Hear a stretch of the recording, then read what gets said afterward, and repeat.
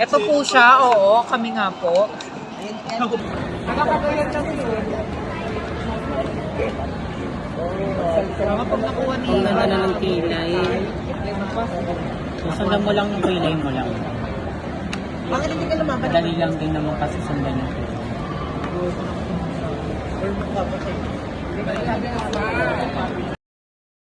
Dito ba kay chismis tayo kay chairman?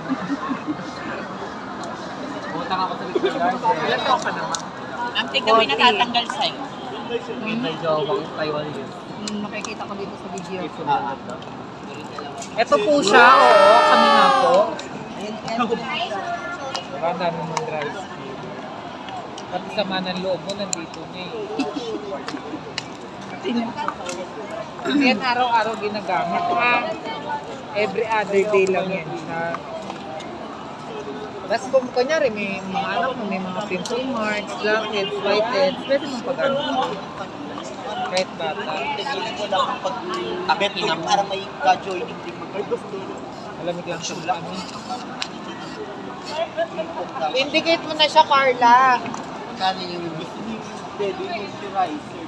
Magkano yung Ayun na lang offer namin sa'yo. ano magiging triple? Tapos pag naubos yan, pwede mong pare sila dyan dito. Wala nang bayad. Ha? Dadali mo lang yung bote. Yes! Wow. Kamera lang yan.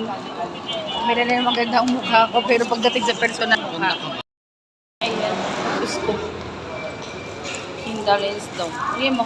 Tingnan mo yung ginawa sa akin, Diyos ko, pinaganda. Hindi naman ito gumanda yung mukha ko. Nilinis-linis lang. Tapos, may bayad daw. Tapos yun, tingnan mo naman.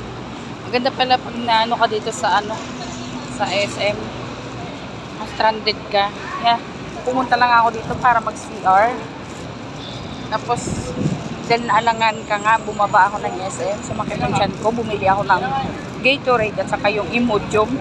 Tapos, ang ginawa, nakita naman ako ng mga pakikang doon. Diyos ko, day. Hindi naman ang kilay ko, bongga. Diba? So, yan. Uwi na lang tayo.